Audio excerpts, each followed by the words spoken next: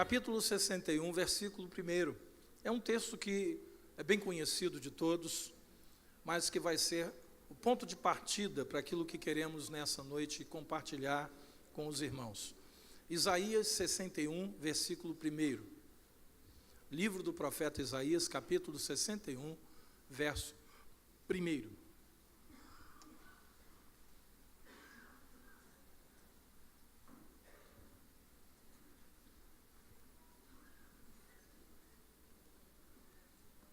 A palavra de Deus diz assim: o Espírito do Senhor Deus está sobre mim, porque o Senhor me ungiu para pregar boas novas aos quebrantados. Enviou-me a curar os quebrantados de coração, a proclamar libertação aos cativos e a pôr em liberdade os algemados. Senhor nosso Deus, a Tua palavra sempre foi e sempre será o ponto de partida para todas as decisões que nós devemos tomar em nossa vida. E eu creio, Senhor, que todas as vezes que nós ouvimos a Tua palavra e que o nosso coração se abre para que ela fale conosco, há algo novo de Deus, há algo grandioso do Senhor para ser realizado em nós e através das nossas vidas. Fala conosco aqui nessa noite, Pai, é o que nós te pedimos, e a igreja do Senhor diga amém. Louvado seja o nome do Senhor. Você pode tomar o seu lugar, querido. Todas as vezes que nós lemos esse texto, nós nos deparamos com o título da sociedade bíblica que foi colocado aqui, as boas novas de salvação. Então, quando nós falamos de liberdade, libertação em Cristo, a gente tem aquela coisa de associar isso com o momento em que nós encontramos a Deus na nossa vida, que a palavra de Deus nos atingiu. E aí nós passamos a viver uma libertação de passado. Aquilo que Deus fez lá no passado, quando eu tive um encontro com Jesus. Na verdade, esse título foi colocado pela sociedade bíblica, mas o texto em si, ele não fala de algo que acontece apenas no nosso passado, mas de algo que Deus faz todos os dias na nossa vida. Porque a palavra de Deus diz, por exemplo, aqui no versículo 7, em lugar da vossa vergonha, tereis dupla honra. Em lugar da afronta, exultareis na vossa herança. Por isso, na vossa terra possuireis o dobro e tereis perpétua alegria. Ou seja, isso nos dá uma ideia de continuidade, nos dá uma ideia de algo que Deus está fazendo e que vai continuar fazendo. Mas eu quero nessa noite falar sobre a importância da renovação e da preservação da liberdade que Deus tem nos dado. Ou seja, nós temos uma liberdade em Cristo que precisamos renová-la e precisamos preservá-la na nossa vida. Infelizmente, muitos cristãos vivem uma liberdade que tornou-se apenas uma lembrança no passado. Aquele dia que eu encontrei Jesus, aquele dia que eu encontrei a palavra de Deus, aquele dia que pela primeira vez, olha, eu senti, sabe, Deus me tratando, libertando, removendo coisas da minha vida, e aí isso vai virando algo 1 ano, 2, 3, 10, 15, 20, 30 anos atrás, e aí você encontra alguns cristãos que perderam completamente a sua liberdade depois de terem experimentado a liberdade de Deus em suas vidas. Pessoas que estão vivendo novamente tristes, abatidas, cansadas, sobrecarregadas, amarguradas, às vezes até enraivecidas com determinadas circunstâncias. Por quê? Porque estão voltando a um domínio que não deveriam permitir que voltasse, que é o domínio do pecado. Queridos, quando isso acontece um aprisionamento. Sabe uma pessoa que foi solto, né, estava sob condicional, e aí permitiu que alguma coisa acontecesse na sua vida, tomou algumas decisões erradas e tornou para a prisão. Há muitas pessoas vivendo isso de forma espiritual. Isso acontece, querido, porque nós acabamos nos conformando com determinadas coisas na nossa vida e achando que aquilo ali é normal. Não, o crente passa por isso mesmo, e aí a pessoa vai se entristecendo, vai se abatendo, vai perdendo liberdade com Deus, vai tomando decisões erradas, se envergonhando de Deus, da igreja, dos irmãos, do corpo de Cristo, e quando vê, essa pessoa está de volta no mundo. Por isso o apóstolo Paulo, quando escreveu aos Romanos, no capítulo 12, Paulo falou sobre a importância de nós renovarmos a nossa mente, para que nós experimentemos qual seja a boa, agradável e perfeita vontade de Deus. Romanos 12, capítulo 12, versículo 2, diz assim: e não vos conformeis com este século, mas transformai-vos pela renovação da vossa mente, para que experimenteis qual seja a boa, agradável e perfeita vontade de Deus. Nós só vamos viver na vontade de Deus, que se houver essa renovação. O casamento sem renovação, ele acaba, né? A vida profissional de alguém sem renovação acaba também terminando com uma situação de desacreditado, né? Porque ninguém acredita num profissional que não se atualiza, que não tem amor pela profissão e que não faz daquilo uma razão para viver todos os dias e para trabalhar. Por quê? Porque vai vivendo daquilo que... gente que está vivendo da fama. A fama de ser crente também é uma forma de viver. A fama de ser evangélico é uma forma de viver. Mas eu pergunto, isso significa a verdadeira liberdade? Queridos, a verdadeira liberdade é um ato contínuo. A verdadeira liberdade em Cristo é algo que é um processo de Deus na nossa vida. Não é um negócio assim, aceitei Jesus, zim, salabim, pronto, agora estou liberto. Eu sei que há pessoas que pregam isso, confiam nisso, mas eu digo a você que não é assim, é processo. Todos os dias. Quando você limpa, você, irmã, que tem a sua casa para cuidar, para limpar, né? Você não pode dizer assim, eu limpei a casa já faz 2 anos e naquele dia eu fiz um faxinão, ficou tudo limpinho, por isso eu fiquei 2 anos sem limpar. Não existe isso, né? A gente todo dia limpa um pouquinho, às vezes a gente brinca um pouquinho com as crianças, filhinho, não bota o papel aí, não faz isso, arruma o seu quarto, né? Tira a toalha molhada de cima da cama, graças a Deus você não tem esse problema, esse é um problema que só eu tenho, né, na minha casa. Você continuamente guarda a escova de dente, né?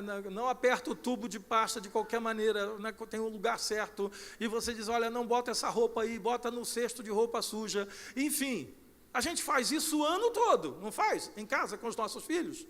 Porque quando se trata de libertação em Cristo, a gente quer viver de uma libertação que aconteceu lá atrás, há 2, 3, 4, 5, 10, 15, 20, 30 anos atrás. Queridos, não existe.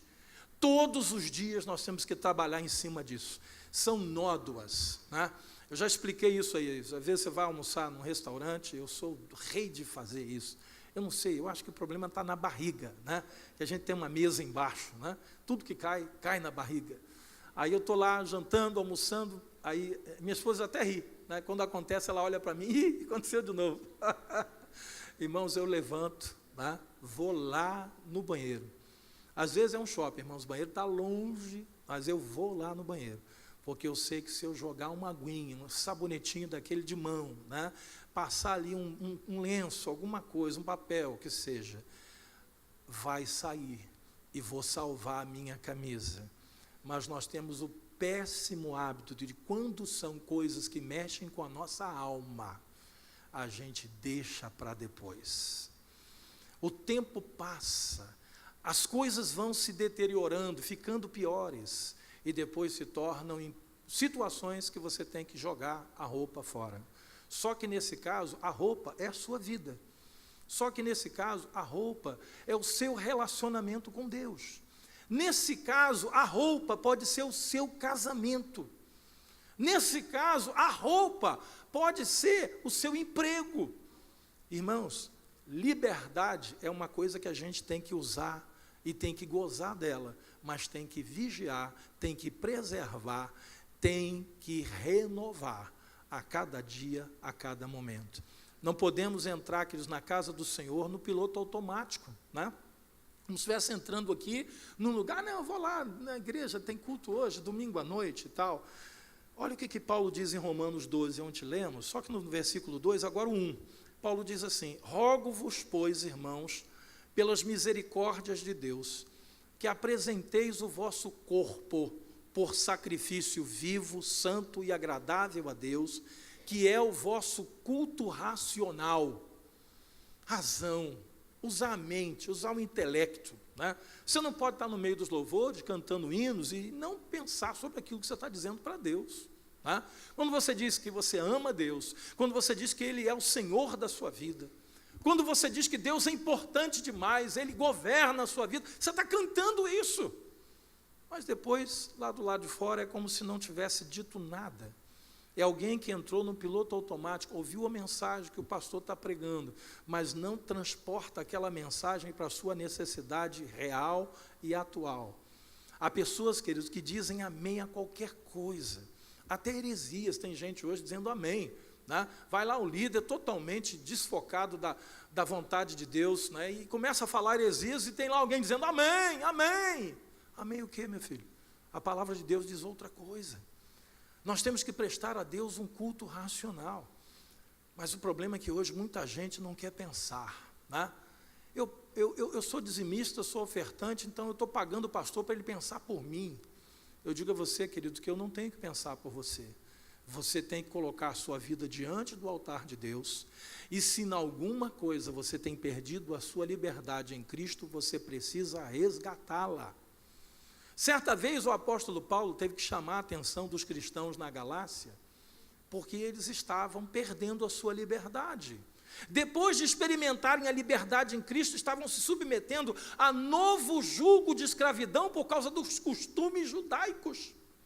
Paulo implantou uma igreja linda na Galácia, onde pessoas que não conheciam a Cristo se entregaram a Jesus, estavam vivendo na fé evangélica.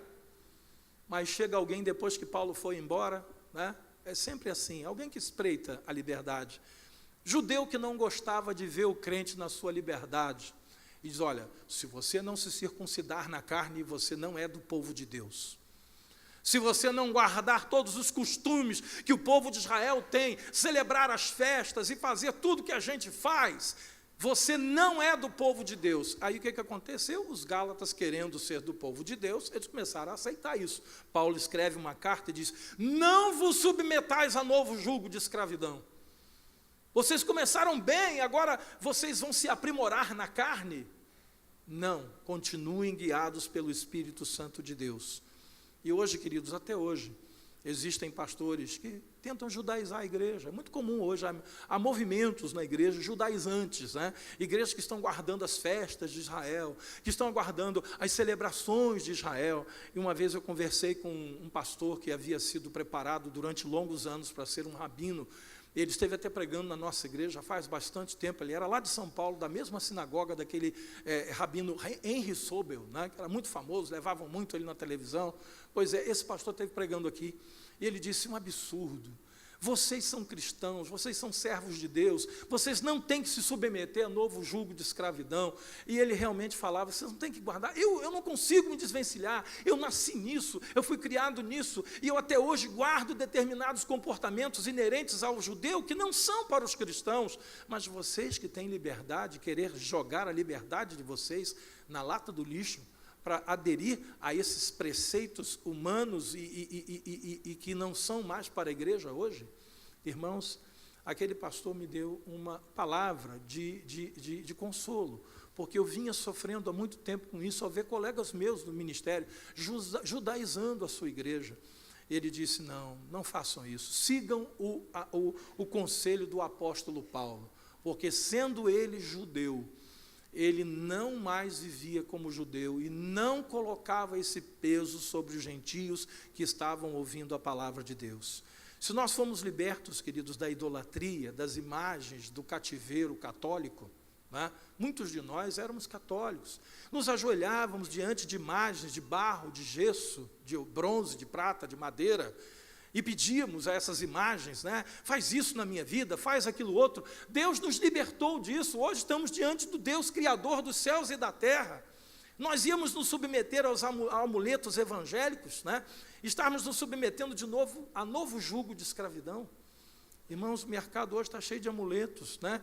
Compre isso, leve aquilo, isso aqui vai abençoar a sua vida, esse objeto aqui foi consagrado lá em Israel, isso aqui foi tirado lá do monte tal, isso aqui... Irmãos, não nos submetamos a novo jugo de escravidão, né? Há pessoas que dizem, não, você tem que fazer parte da corrente, né, das 70 semanas, se você quebrar uma, você perde a bênção, e a pessoa fica desesperada, meu Deus, meu filho está doente no hospital, mas eu não posso quebrar a corrente, senão eu vou perder a bênção. Irmãos, isso é se submeter a novo jugo de escravidão. Mas como nós vamos ser libertos, se nós não prestamos a Deus um culto racional? Se nós não nos colocamos diante dele, da sua palavra, e não entendemos que nós precisamos ser libertos dessas coisas, né? Liberto do medo de um Deus castrador, punitivo. Eu fui criado assim, irmão. Eu me lembro quando eu era pequeno, né?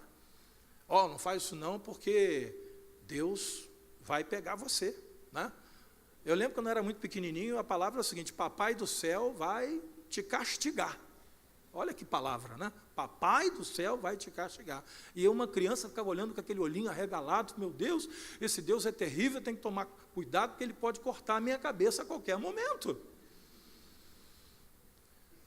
E há pessoas ainda hoje vivendo debaixo desse jugo, de um Deus castrador, punitivo, né? E se submetem a mandingas, a evangélicas, às vezes, para tentar resolver essa questão. Não é isso que Deus quer de nós. Eu estou falando de situações, querido, que vão acontecendo na vida das pessoas, e as pessoas vão perdendo a liberdade em Cristo. Se nós formos libertos, querido, de um coração de pedra, e diz a palavra de Deus que Ele nos deu um novo coração, um coração de carne, como nós vamos permitir que nesse coração novo que Deus nos deu, haja lá moradia para ódio, para inveja, para cobiça, para infidelidade, para malícia e outros sentimentos semelhantes a esse? Nós estaremos nos submetendo a novo jugo de escravidão. Então, se Deus te deu um coração novo, não permita que dentro desse coração novo haja lá um abrigo para esses sentimentos. Bispo, mas às vezes eles vêm na nossa mente. Sim, diariamente nós somos visitados pelo ódio, pela inveja, pela infidelidade, pela cobiça. E a palavra de Deus diz o seguinte: irai-vos e não pequeis. Oh, meu Deus, então eu posso irar e não pecar? Sim. Logo a seguir o texto diz: não se deite o sol sobre a vossa ira. Então, o Senhor até entende que nós somos, às vezes, né, impulsionados por coisas de momento, mas logo a seguir vem a mente de Cristo que está dentro de nós e diz assim: isso não é certo, isso não é correto, não é por aí que você vai ter a vitória. A vitória vem de um coração livre, liberto, disponível para Deus.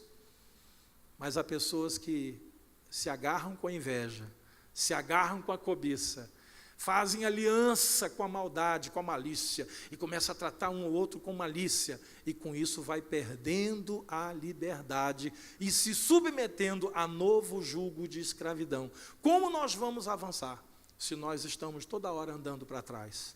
Como nós vamos prosseguir para o alvo se o nosso coração não vive essa plena e total liberação de Deus na nossa vida? A nossa liberdade em Cristo, querido, ela é espreitada todos os dias. Escuta o que eu estou lhe falando. Todo dia o inimigo cria uma situação para espreitar a tua liberdade, para você não ter liberdade. Às vezes, quando você toma decisões que se opõem à vontade de Deus, você percebe logo que alguma coisa muda, tá? Vou falar aqui de uma experiência pessoal, mas que eu tenho certeza que tem a ver com você. É com todos nós. Sabe quando você toma uma decisão, e logo depois dessa decisão vem o Espírito Santo de Deus e te avisa que aquilo não ficou bem? A primeira coisa que você perde é a paz. Você não fica bem. Esse negócio não está bem, isso não está certo. Eu decidi isso, mas eu não estou me sentindo à vontade com essa decisão que eu tomei. Se isso acontece, querido, é o Espírito Santo de Deus te avisando. Então, o que você tem que fazer para não perder a sua liberdade? Volta atrás, querido. Corrige, refaz o rumo. Não é vergonhoso você dizer para alguém, querido, olha, eu sinto muito, eu tomei essa decisão, mas isso aí Deus tocou no meu coração, isso não está certo. E eu não vou continuar nesse caminho, porque se eu continuar nesse caminho, eu vou me afastar de Deus. Quando nós agimos, querido, de forma egoísta, não nos importando com a necessidade dos outros e nem com a vontade de Deus, nós estamos perdendo a nossa liberdade em Cristo. Você lembra o que aconteceu com Adão e com Eva? O que aconteceu com Adão e com Eva? Eles tinham toda a liberdade com Deus, coisa maravilhosa. Irmãos, eu me ponho no lugar daquele casal. Todos os dias, na viração do dia, vinha Deus bater aquele papo gostoso com Adão e com Eva. Saber como é que foi o dia, como eles estavam. E o nome dos animais, vocês já terminaram? Colocaram o nome de todos, né? Como é que estão as árvores do jardim? Vocês estão gostando daquela fruta, daquele outro ali? O que vocês acham do sabor daquela fruta? Aquele bate-papo gostoso. Mas um belo dia, Adão e Eva, primeiro Eva, depois Adão, decidem fazer algo que Deus disse para não fazer. E quando eles fizeram isso, eles perderam essa liberdade. Quando o Senhor Deus veio na viração do dia, e eles sabiam que vinham, porque era sempre naquele horário, né? Deus aparecia por ali na viração do dia, o dia estava indo embora, né? E eles viram que o tempo se aproximava, o sol começava a se pôr, eles correram e tentaram se esconder de Deus. Sabe o que é isso, querido? Isso nos mostra que quando a gente toma decisões erradas e começa a caminhar na direção errada, a gente começa a ter vergonha, medo, começa a ter problemas com Deus. Há muitos cristãos hoje afastados da casa do Senhor porque estão fugidos de Deus. Há muitos irmãos que não podem estar com outros irmãos porque estão fugidos da presença um do outro. Há pessoas hoje decidindo ir para outras igrejas, não porque ele precisa, porque a família vai ficar melhor lá, porque mudou agora, está mais perto daquele. Não. Perdeu a liberdade em Cristo com alguns irmãos naquela igreja e não consegue mais permanecer ali. E se não vigiar, isso vai acontecer na outra e depois na outra. E aí tem pessoas que dizem assim, mas é justamente por isso, bispo, que eu vigio. Eu já sei que esse problema aconteceu, eu estou aqui nessa igreja agora, mas eu não quero envolvimento com nada. Eu quero ser aquele cristão, sabe, me deixa eu no meu canto. Eu quero te dizer, querido, que isso já aconteceu. Essa atitude sua já demonstra que você não tem liberdade para estar aqui. Você não tem liberdade para ser o cristão que Deus quer que você seja. Envolvido, participante. A palavra de Deus diz que não fomos chamados apenas para ser ouvintes, mas praticantes da palavra de Deus. Então, quando eu me envolvo com o irmão no ministério, quando eu digo a um líder, conte comigo, vamos trabalhar pela obra de Deus, vamos abençoar vidas, eu estou fazendo aquilo que Deus me mandou fazer, e isso me traz liberdade, isso me traz alegria.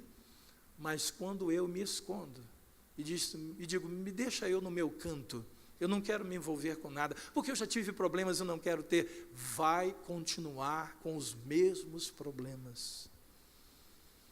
É alguém que perdeu a sua característica normal de cristão, porque a característica normal de cristão não é essa. Assim como Adão e Eva aconteceu com Jacó. Jacó estava bem ali na sua família, com seu irmão, Esaú, seu pai, Isaac, sua mãe Rebeca, estava tudo muito bem, acontecia, e ele, uma família abençoada. Mas Jacó, ele tinha um plano, uma estratégia. Eu vou pegar a bênção da primogenitura que pertence ao meu irmão, porque eu quero essa bênção para mim.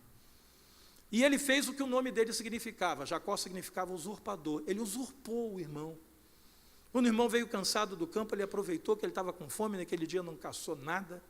Eu costumo dizer que tem dias que é o dia da caça e tem dia que é o dia do caçador. Naquele dia foi da caça. Ele não caçou nada.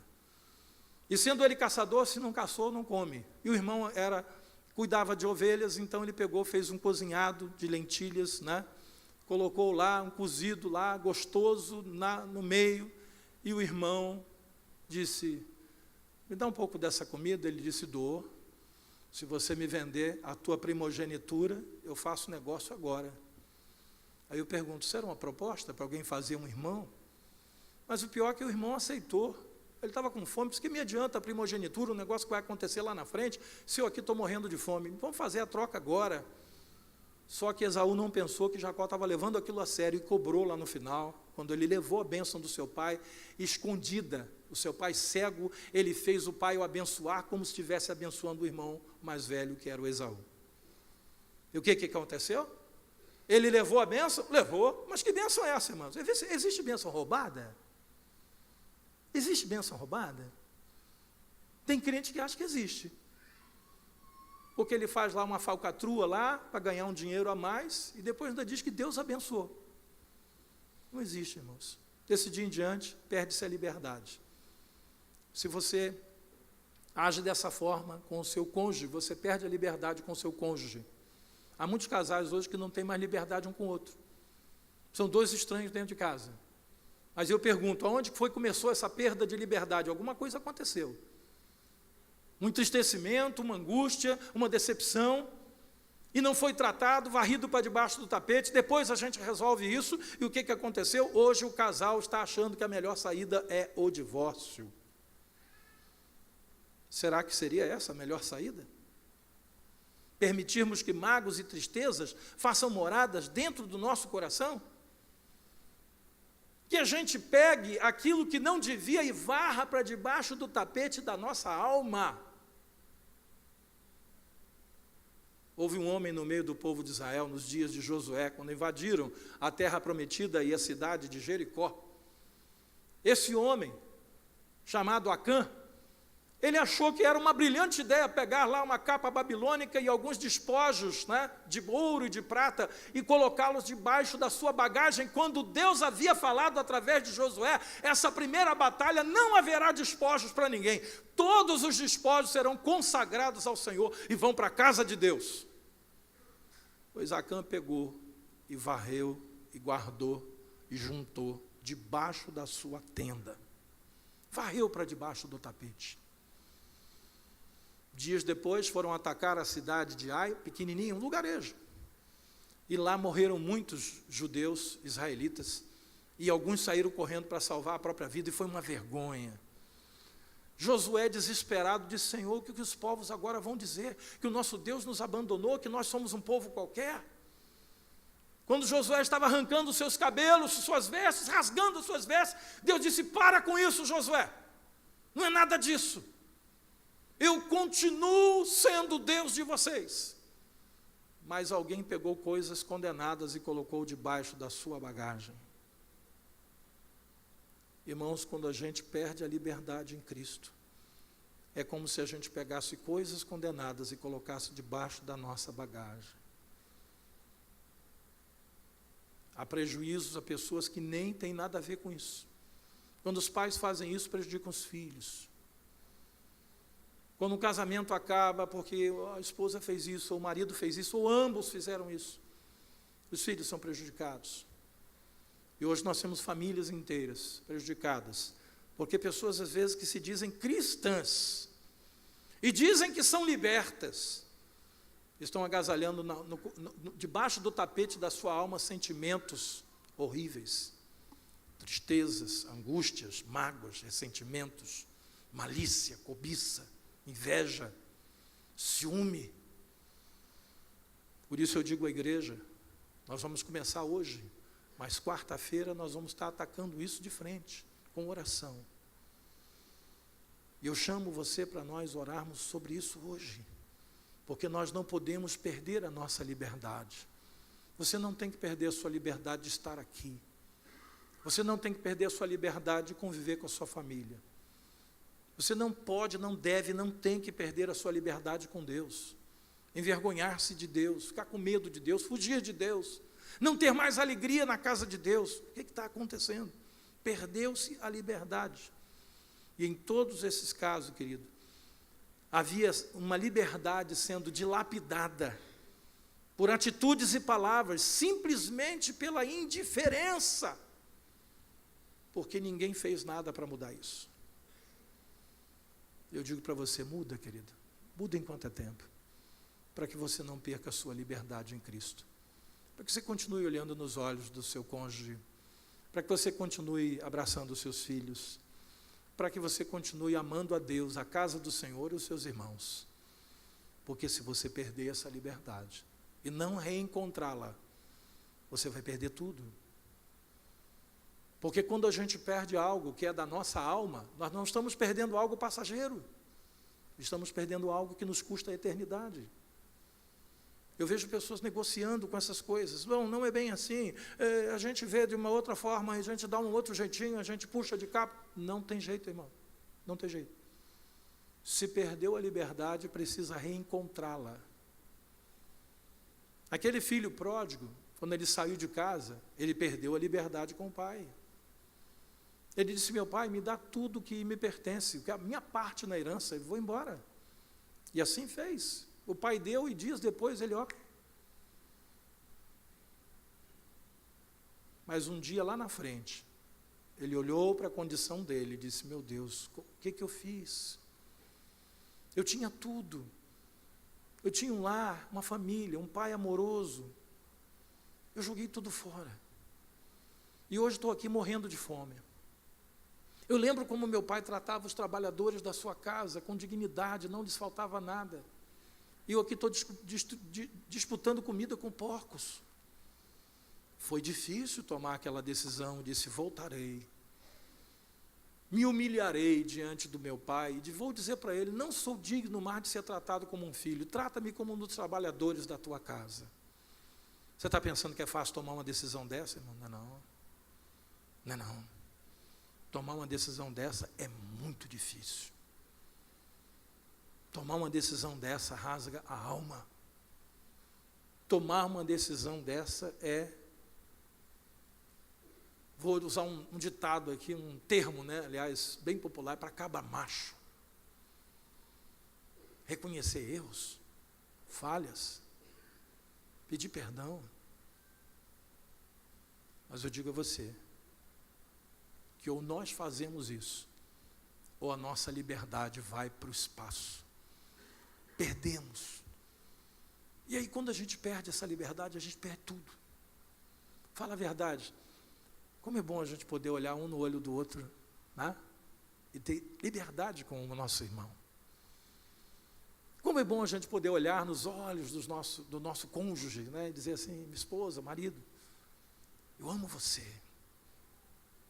Você é a companheira, o companheiro, o amigo, a amiga, a esposa, o marido que Deus me deu.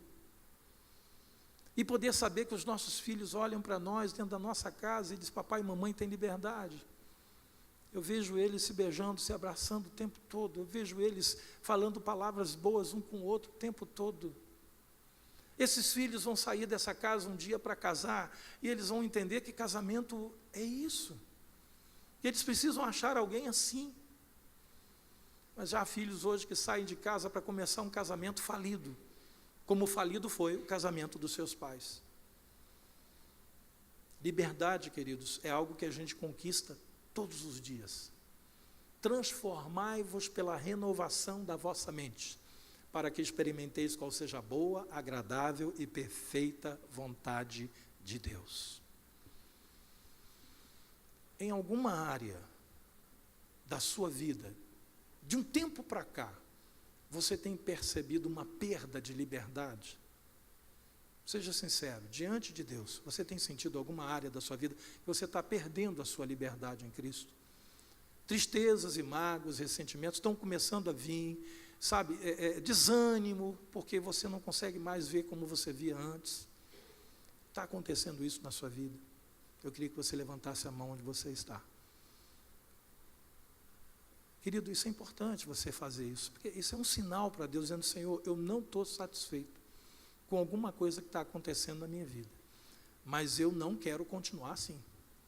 Porque tem gente que não levanta a mão, tipo assim: não mexe nisso não, está ruim, mas deixa como está. Querido, se está ruim, deixa como está, vai ficar pior. Mas se está ruim e você acredita que Deus pode mudar, aí realmente pode melhorar. Aquela mulher que foi visitar, que foi no poço de Jacó pegar água, e Jesus estava ali na beira do poço, quando ela foi pegar água. Ela não foi ali para resolver a vida dela, foi para pegar água. Mas ali naquele momento, houve um homem que ela nunca viu, não conhecia aquele homem, que a desafiou a uma mudança. E disse para ela: você já teve tantos homens na vida, e esse marido que você tem agora não é teu. Ela caiu em si e disse: é verdade. Que vida miserável, uma mulher que tem tantos homens e que vive com um homem que não é dela, é de outra mulher. Que coisa terrível. Tem gente vivendo assim hoje. Tem mulheres vivendo assim, tem homens vivendo assim. E Jesus disse para ela: se você beber da água desse poço, você tornará a ter sede. Mas se você beber da água que eu lhe der, nunca mais você terá sede. Porque a água que eu vou te dar será em você uma fonte a jorrar para a vida eterna. E a mulher disse: eu quero essa água. Ela entrou na cidade e foi espalhando para todos: venham ouvir um homem que me disse tudo quanto eu tenho feito. Ô querido, você tem uma noção de como é que era a fama dessa mulher dentro dessa cidade? E por que ela foi pegar água ao meio-dia com o sol a pino? É porque ela não tinha liberdade para pegar água de manhã com as outras mulheres. Ela era uma destruidora de lares. Mas ela entra na cidade, convida todos. E pelo convite dela, porque era a mulher que era, muita gente ficou curiosa: quem é esse cabra? Quem é essa mulher?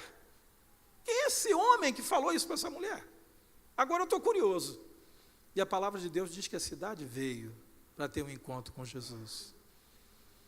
Mas ela teve a coragem de entrar na cidade e dizer: venham ouvir um homem que disse tudo o que eu tenho feito. Às vezes, irmãos, a gente continua sem liberdade porque a gente tem vergonha, porque a gente: não, eu não vou falar, não, isso eu não vou expor. Ô querido,